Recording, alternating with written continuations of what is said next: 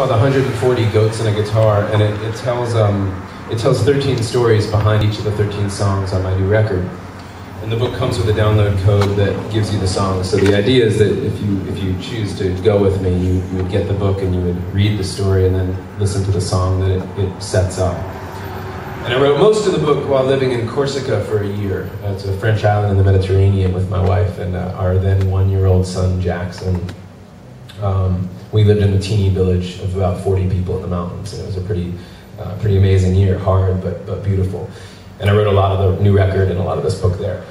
The story I want to read you, though, is not set in Corsica. It's set on a road back to Massachusetts, and it's going to set up the song "Parachute," which we'll play right after I read you the story. And the story is called "Empty Tank Denial," which begins with me discussing my philosophy of gas tank management, which basically is that I believe that you should drive a tank until it is absolutely and utterly dry, and if you pull into a gas station any time sooner than that, you're basically just wasting time and even fuel.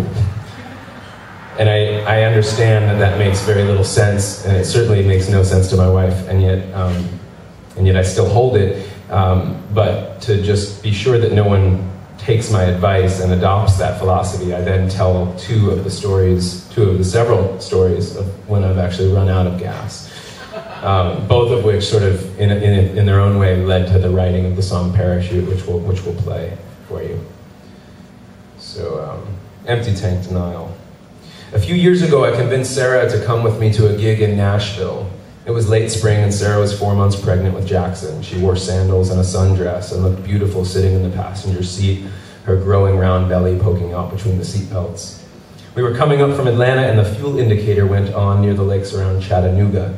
There were trucks roaring by on both sides and Sarah had been nagging me to fill up for a couple of exits. It was the first time I had really felt it. The gas pedal went down easier than normal. All the way down, in fact, but the car didn't respond. A little bit maybe, there was a wheeze and a slight push forward, but it definitely did not feel normal. We were in the center lane on I-24. There was barely a shoulder. There were trucks all over the road. "I think we're out of gas," I said, flat and calm, as if I had little to do with it. "You've got to be fucking kidding me," Sarah barked back, not the least bit calm. By the way, I appreciate you allowing me to curse. I played a show in Ganado a couple nights ago, and they specifically told me I wasn't allowed to do so. So if I'm offending anyone, I apologize, but I think we're okay. The steering wheel became pretty tight, but I managed to get us into the right lane and then onto the shoulder. Not the easiest thing to do as you're rapidly decelerating in cars, and other cars are not. Nope, out of gas, empty. I tried to sound nonplussed, almost sweet. I made a zero with my fingers and thumbs, smiled, and then I reached out for her hand, a move that I can now admit was inappropriate. She snapped her hand back and out of reach. It's impressive how quickly a coasting car will slow to a stop when there is even the slightest uphill. It shows you how important the gasoline engine really is in propelling a vehicle. I was trying hard to make as little of the situation as possible. It's fine, I'll just run up to the exit," I said with confidence as we inched to a stop in the car-wide shoulder. "You stay right here, be right back." Sarah was furious. "You crazy," she yelled over the roar of the traffic. "I'm not staying here, we're on a fucking highway." And she was right, the shoulder was tiny. What the hell was I thinking? Although I could see the exit just a bend up the road, highways were not designed for the common pedestrian. A half mile can feel really far when cars are blowing by you at 80 miles per hour and your wife is pregnant and pissed.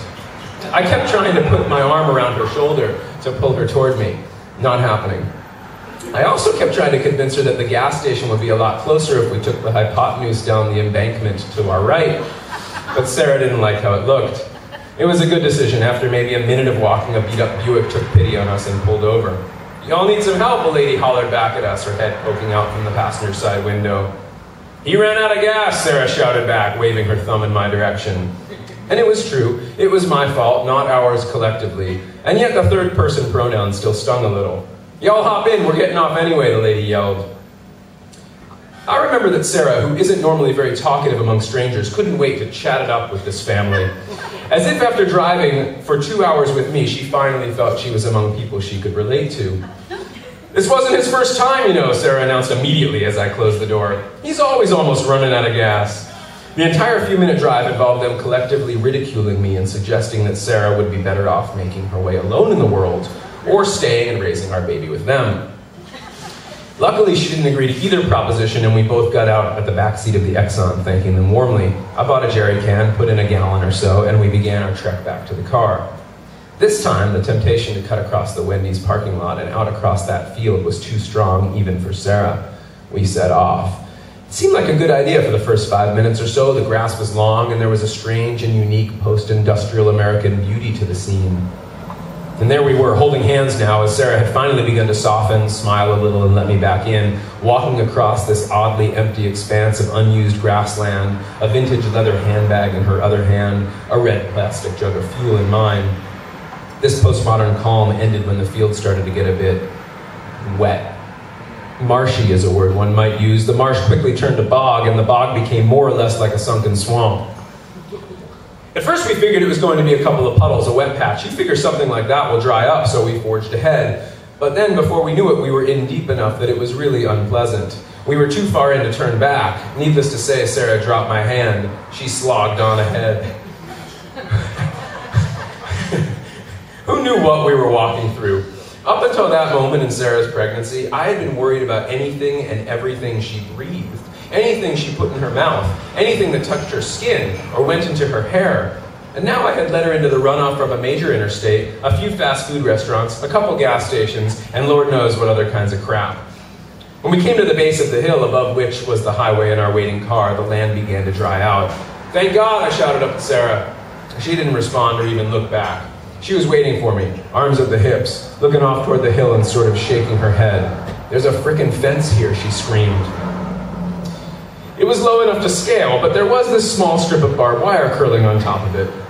It was just barely barbed, but it was barbed. "Should we go back?" I asked nervously. She said, "Hell no," and without hesitation chucked her sandals and bag onto the other side, then up and over.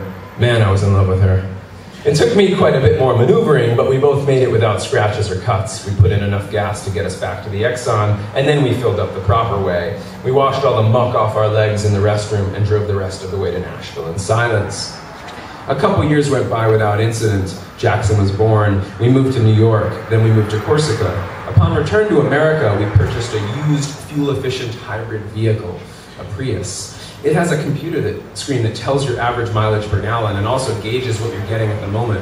You can watch the bar drop as you rev the engine and see it soar to 100 miles per gallon when you coast down a hill. For the first few months driving that car, I was obsessed with the screen.